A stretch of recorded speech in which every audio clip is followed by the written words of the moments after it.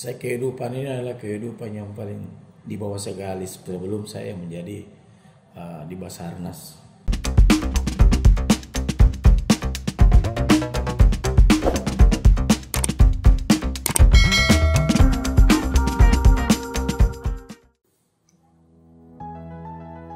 Assalamualaikum warahmatullahi wabarakatuh. Saya dengan Lisa Emilda akan menyapa Anda dengan Rakyatku TV. Yang spesial hari ini kita akan kedatangan tamu dari Kepala Basarnas Provinsi Sulawesi Selatan.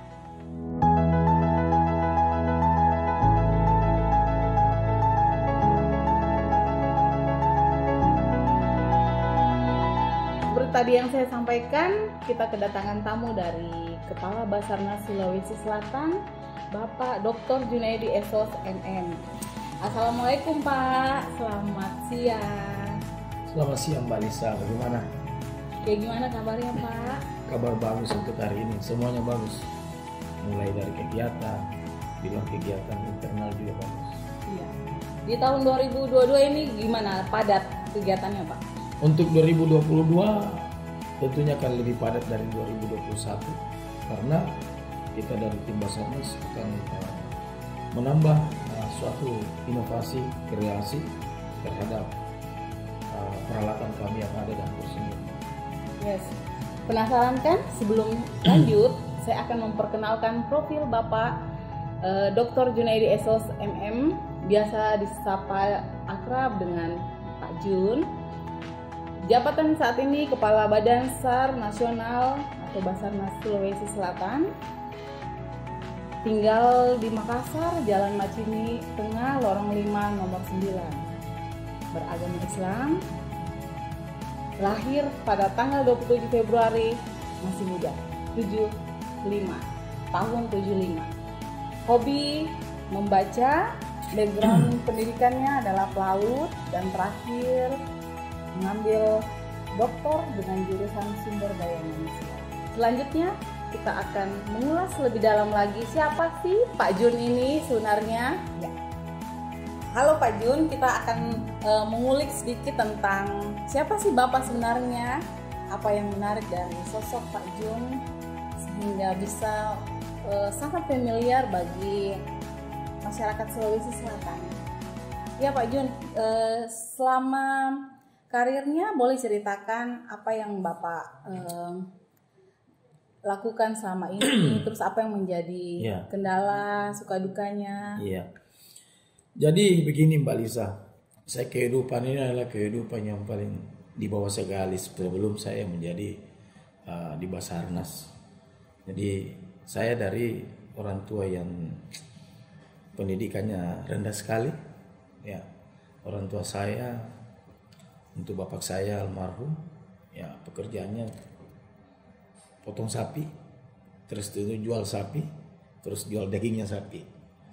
Terus ibu saya membantu menjual kalau pagi nasi kuning, dan rezeki itu diberikan ke anak-anaknya, termasuk saya. Jadi saya 6 orang bersaudara, saya anak pertama, dan kegiatan pendidikan yang saya lakukan ya tentunya mulai dari SD sampai sekarang ini.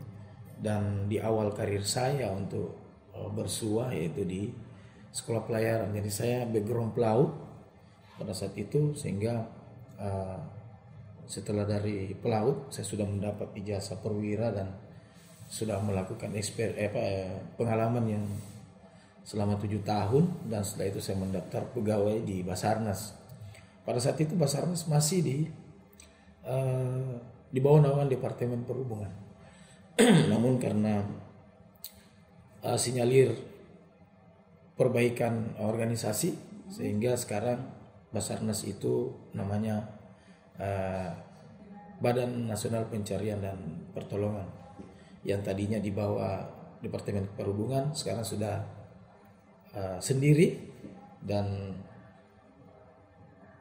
di bawah langsung bertanggung jawab ke Presiden. Itu organisasinya. Nah, di awal karir saya masuk di golongan 2A. Karena pada saat itu untuk akademi tidak ada formasi. Tidak ada formasi untuk D3, sehingga saya masuk di 2A saja. Namun karena sinyalir saya sekolah terus untuk dapatkan S1, makanya disesuaikan di jabatan saya sebagai nakoda menjadi 3A. Nakoda kapal 007, kapal paling kecil di seluruh Indonesia untuk Basarnas. Panjangnya 20 meter dan itu awal karir saya sebagai nakoda di sana dan bawa kapal itu dari Jakarta ke Makassar pada saat itu. Sinyalir saya perkembangan karir, saya ditempatkan di Makassar pada saat itu. Dan karena saya sudah lama jadi nakoda, pada saat itu sudah 6 tahun, makanya saya dikasih jabatan kecil dari Basarnas sebagai koordinator Possar Selayar. Saya tugas di Selayar lagi pada saat itu di tahun 2008 dan setelah di tahun 2008 sampai tahun 2011 sampai tahun 2011 ditarik lagi saya kembali ke Makassar sebagai urusan pelatihan di sini. Nah setelah itu ditarik lagi ke Selayar saya sampai awal saya dijadikan pejabat di Gorontalo selaku kepala seksi potensi SAR. Saya menjabat di sana hampir 3 tahun. Setelah itu saya dikirim ke Ternate lagi menjabat sebagai kepala seksi operasi SAR. Di sana saya juga lebih 3 tahun di sana dan setelah itu banyak lagi di Ternate ini yang bisa menjadi membantu di Balikpapan untuk bawa kapal sana. Terus dari Balikpapan juga saya membantu di operasi SAR di Papua sana ada beberapa bulan. Setelah itu saya ditugaskan lagi untuk sebagai kepala Basarnas di Tanjung Pinang. Ya, di Tanjung Pinang, dan sebelum saya masuk Tanjung Pinang, pendidikannya ada dulu namanya Suscaka, kursus kepala kantor. Saya lulus masuk di ranking 5 besar sehingga saya dinobatkan menjadi kepala kantor pencarian dan pertolongan di Tanjung Pinang. Di sana tidak lama, cuma 6 bulan lagi karena setiap ada hal-hal yang diperbaiki untuk kapal-kapal yang ada di Basarnas pasti saya dikirim ke sana. Setelah dari Tanjung Pinang saya dikirim ke Kendari untuk memperbaiki kapal Pacitan yang termasuk kapal besarnya Basarnas, kapal panjang 60 meter. Dan saya di sana bergelut sebagai kepala kantor pencarian dan pertolongan Kendari, Sulawesi Tenggara selama 3 tahun juga dan lebih. Setelah itu saya dipindahkan lagi menjadi kepala kantor pencarian dan pertolongan Mamuju, karena pada saat itu kantor SAR Mamuju masih pos dan itu harus dijadikan kantor, karena kalau tidak dijadikan kantor itu adalah suatu provinsi, sehingga saya dinobatkan lagi di sana menjadi kepala kantor pencarian pertolongan Mamuju Sulawesi Barat. Saya di sana tidak lama juga, 6 bulan lebih. Setelah itu saya ditarik lagi ke Ambon. Di Ambon ada 3 kapal yang perlu diperbaiki dan 3 kapal ini sangat riskan kalau tidak bagus, sehingga saya memperbaiki selama 2 bulan kalau tidak salah. Kepercayaan diberikan kepala Badan Nasional Pencarian dan Pertolongan Marsikal Madya TNI Bagus Purwito. Alhamdulillah kapal itu bagus semua, dan pada saat tepat 6 bulan juga saya di sana, saya langsung dipindahkan lagi ke Makassar sampai sekarang karir saya. Nah di awal karir saya ini adalah sesuatu yang sangat-sangat mendalam buat saya, karena begitu jadinya kita seorang SAR menjadi kita manusia yang luar biasa, karena seorang SAR itu harus menguasai medan di udara, medan di darat, medan di laut, semuanya kita harus menguasai dengan memimpin beberapa ratus orang di bawah kita itu satu kantor. Apalagi kalau terjadi musibah atau kecelakaan, kita memimpin ribuan orang di bawah, karena sesuai dengan Undang-Undang Nomor 29 Tahun 2014 bahwa kita ini adalah orang yang memiliki suatu kemampuan yang luar biasa dan dibantu oleh TNI, Polri, instansi terkait dan masyarakat apabila melaksanakan pencarian dan pertolongan. Nah untuk jumlah personil kami di Makassar ini jumlahnya 114 orang, mengcover seluruh wilayah Provinsi Sulawesi Selatan, bahkan sampai perbatasan perbatasan Kupang, perbatasan Papua sampai di situ kita. Sehingga luar biasa pekerjaan kita ini adalah dengan personil yang cukup sedikit dan dibantu dengan potensi SAR yang ada. Jadi kalau jumlahnya kita 114 orang bisa menjadi 1141 orang. Karena dibantu dengan teman-teman TNI, Polri, kemudian dibantu dengan potensi SAR yang ada. Ya, saya tertarik dengan profesi Bapak sebelum jadi. Kan dulu awalnya pendidikannya pelaut ya Pak? Iya. Kenapa Bapak mau beralih dari pelaut terus repot-repot jadi? Iya, jadi begini.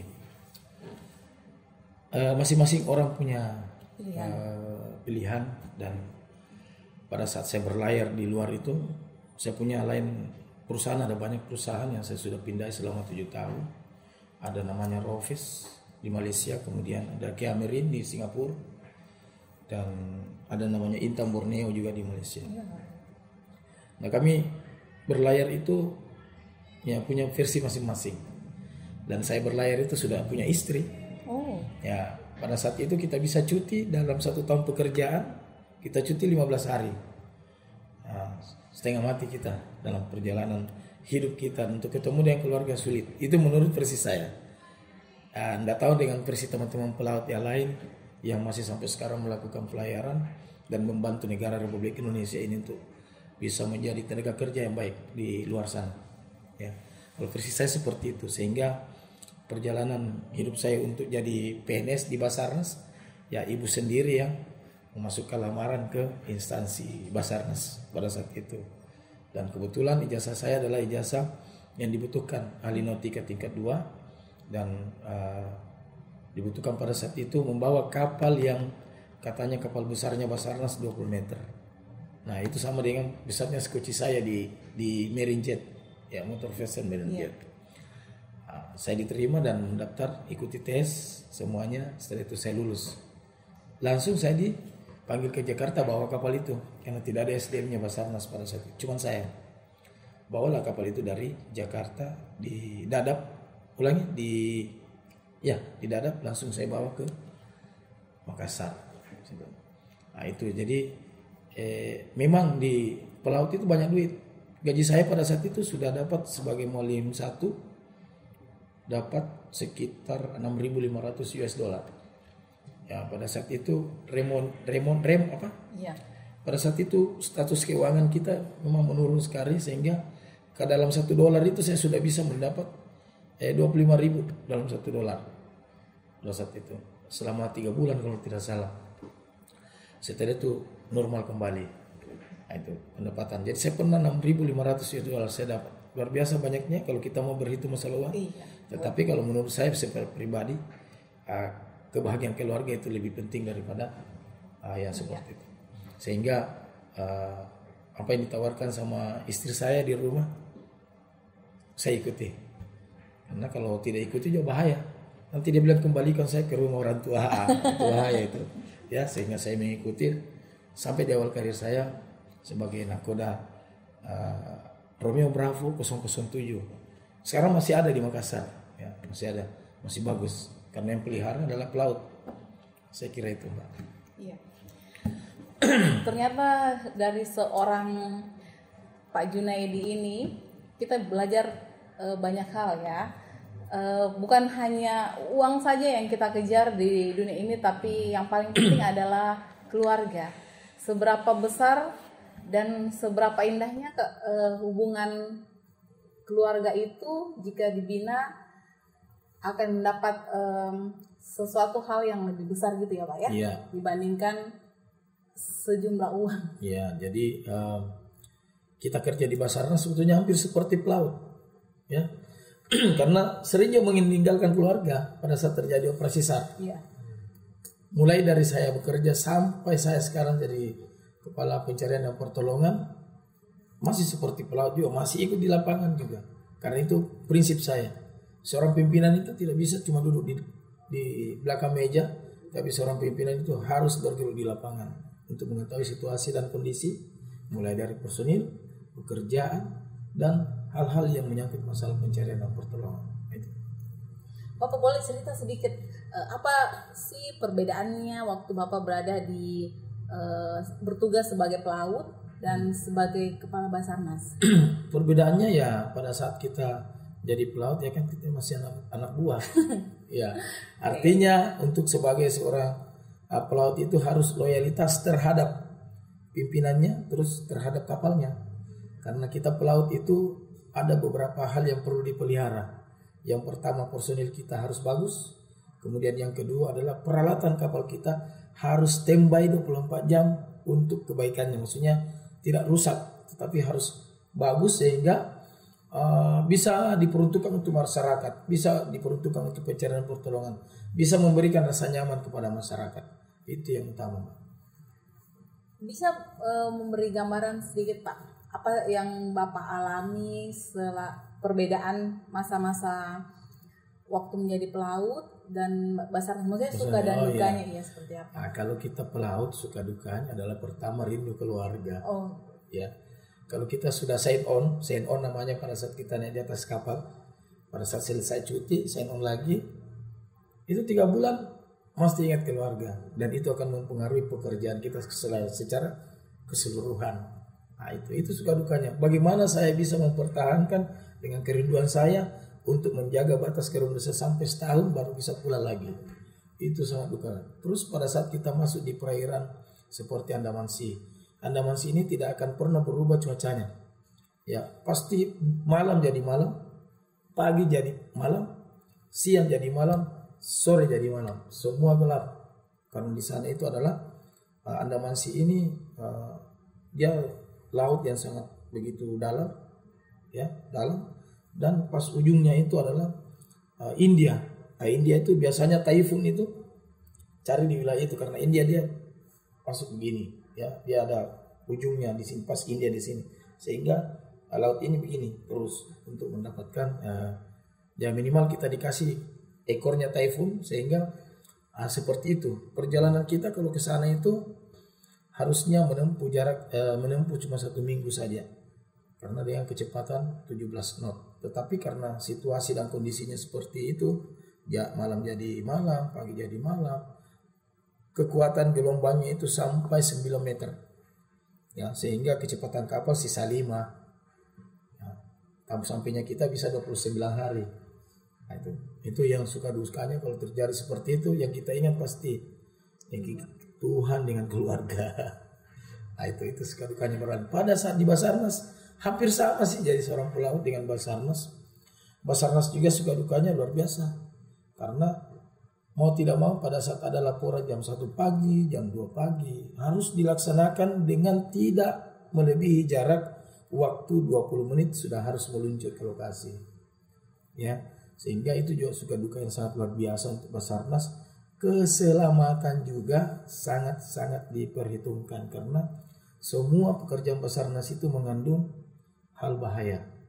Ya, utamanya personil kita. Nah, itu yang menjadi sangat-sangat suka duka kita. Sukanya apa? Pada saat kita melakukan pelaksanaan operasi SAR, ya dukanya ya kita harus bangun tengah malam. Tetapi sukanya apa? Menambah persaudaraan dan kekeluargaan. Karena otomatis potensi SAR bergabung pada saat itu, terus TNI Polri juga bergabung, kita juga ikut bergabung. Ada berapa orang, berapa ribu, berapa ratus orang itu pasti kita dikenal. Dan itu menambah persaudaraan dan pertemanan. Kita tidak akan bisa berhasil tanpa bantuan teman-teman yang ada di sekeliling kita. Itu.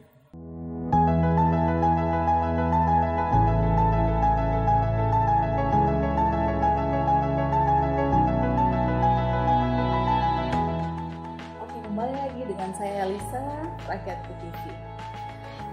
Sangat menarik Pak pembahasan kali ini, banyak hal-hal yang bisa menjadi pelajaran buat saya khususnya dan buat teman-teman nanti pemirsa yang menyaksikan video kita kali ini. Mungkin untuk tahun 2022 ini Pak, apa program-program yang sekiranya Bapak bersama tim akan lakukan untuk kemajuan Basarnas dan membantu program-program pemerintah? Baik, jadi Basarnas untuk kegiatan tahun 2022 ini ada beberapa hal yang perlu kita tingkatkan. Yang pertama adalah peralatan SAR. Peralatan SAR ini fungsinya adalah bagaimana mempermudah pelaksanaan pencarian dan pertolongan di lapangan. Sehingga kita harus tingkatkan, helikopter tidak ada, kita harus adakan. Kemudian kapal kita yang menjadi pencari dan penolong harus kita tambah. Kemudian selain itu peningkatan skilling personil, ya. Skilling personil itu harus review setiap saat karena ilmu SAR adalah suatu ilmu yang harus kita ulang-ulang karena aplikasinya di lapangan. Sehingga skilling personil, jumlah personil kita harus tingkatkan. Bagaimana kita bisa tingkatkan? Ya tentunya inovasi kita masing-masing pimpinan dan masing-masing personil yang ada. Ya. Kalaupun tahun ini kami tidak diberikan untuk jumlah penambahan pegawai, ya kita bisa membina potensi kita yang ada. Seperti TNI, Polri, organisasi kemasyarakatan, kemudian masyarakat itu sendiri dan instansi yang terkait. Nah, program kami untuk itu, untuk tahun ini ada 6 kali latihan SAR. Nah, itu akan kita bina potensi-potensi yang terkait dengan kita sehingga jumlah personil bisa tertutupi dengan baik. Walaupun untuk Basarnas jumlahnya tidak begitu banyak, tetapi yang kita didik itu sudah banyak. Untuk potensi SAR yang ada di Sulawesi Selatan sudah ada 2.981 orang. Nah, itu yang kita harus bina untuk review ke depan sehingga bisa menjadi lebih baik Basarnas ini. Dari mana bisa aja memberikan ya dari mana aja, dari TNI, yes. Kemudian ada Polri-nya, kemudian ada instansi yang saya sebutkan tadi, instansi kemasyarakatan, lagi instansi terkait seperti BPBD, Badan Penanggulangan Bencana Daerah, kemudian ada organisasi kemasyarakatan dan masyarakat itu sendiri. Itu akan kami laksanakan pendidikan tahun ini di 2022. Ada 6 kali latihan dan itu akan kami undang seluruh instansi yang terkait di dalamnya. Itu yang kedua. Kemudian yang ketiga, apa yang kita harus perbaiki untuk Basarnas maju ke depan. Nah, tahun ini kami rencana akan diberikan lahan oleh Bapak Gubernur, PLT Gubernur untuk pembangunan Balai Diklat. Nah, ini adalah salah satu program kita untuk tahun ini untuk diberikan lahan, dan lahan ini kalau kita selesai diberikan lahan atau dibahkan kami akan bangunkan namanya Balai Diklat Basarnas Republik Indonesia yang dipusatkan di Sulawesi Selatan untuk Indonesia Timur. Jadi teman-teman yang mau berdiklat rescuer atau pencari dan penolong dari Papua semuanya ada di Sulawesi Selatan. Dari Timika semuanya harus di Sulawesi Selatan. Dari Ambon juga semuanya harus di sini. Manado semua harus di Sulawesi Selatan. Itu salah satu bentuk inovasi kreasi untuk sinergitas dengan Provinsi Sulawesi Selatan atau pemerintah daerah. Dan ini adalah suatu program utama buat saya dan pimpinan pusat kami untuk bisa dibentuk yang dikatakan Balai Diklat Basarnas Republik Indonesia untuk wilayah timur. Dan ini kalau sudah terwujud di wilayah timur berarti fasilitas-fasilitas yang ada dari Basarnas pusat akan diberikan ke kami untuk menjadi fasilitas SAR yang bisa memberikan rasa nyaman kepada masyarakat Provinsi Sulawesi Selatan pada umumnya. Demikian. Tadi sedikit Bapak singgung bahwa nanti ini akan jadi pusat diklat. Ya. Jadi nanti dari beberapa daerah itu akan mengadakan pelatihan ya. Nanti tim pelatihnya itu dari mana aja Pak? Tim pelatih itu kita dari Basarnas sendiri, kemudian dibantu dari TNI Angkatan Darat, kemudian TNI Angkatan Laut dan TNI Angkatan Udara untuk membantu di dalam pelatihan fisik dan membantu untuk bagaimana latihan ini bisa statusnya sederajat dengan militer. Karena tugas Basarnas ini adalah sama dengan tugas militer yang harus memiliki fisik yang baik, karena Basarnas itu rescuernya tidak boleh sakit sebetulnya, karena sewaktu-waktu dibutuhkan, sewaktu-waktu digunakan, sewaktu-waktu diperlukan untuk bagaimana menangani suatu bencana, menangani suatu kecelakaan, menangani suatu kondisi membahayakan manusia. Nah itu, karena Basarnas ini lalu kita ketahui bersama bahwa tugasnya adalah menolong, mengevakuasi korban dan menangani kecelakaan pelayaran, penerbangan, kondisi membahayakan manusia, bencana dan penanganan khusus. Jadi ada beberapa penanganan, dan kalau kita mau menelaah dari penanganan yang kita menjadi tugas utama, berarti semua kecelakaan itu adalah bagian kami untuk bagaimana mengevakuasi korban dengan baik. Tentunya bagi masyarakat yang mengalami musibah, kita akan berikan rasa nyaman untuk bagi masyarakat itu sendiri, khususnya di Sulawesi Selatan. Yes, ini mungkin sedikit membantu buat masyarakat ya. Mungkin bertanya-tanya Pak, seandainya kalau terjadi sesuatu, bagaimana sih caranya kita menghubungi Basarnas? Ya. Dan apa saja yang Basarnas bisa lakukan? Contoh pertolongan apa aja yang bisa Basarnas cover seperti itu? Ya. Jadi Basarnas sebetulnya ya kecuali pertolongan orang yang hilang karena diambil orang ya, itu kita tidak tahu. Atau ya. melahirkan mungkin. Atau melahirkan kita.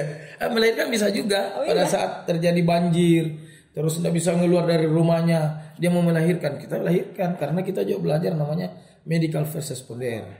Ya, jadi Basarnas itu bisa jadi dokter, walaupun dokter setengah lah istilahnya, karena tentunya peralatan untuk dokter yang kita berbeda.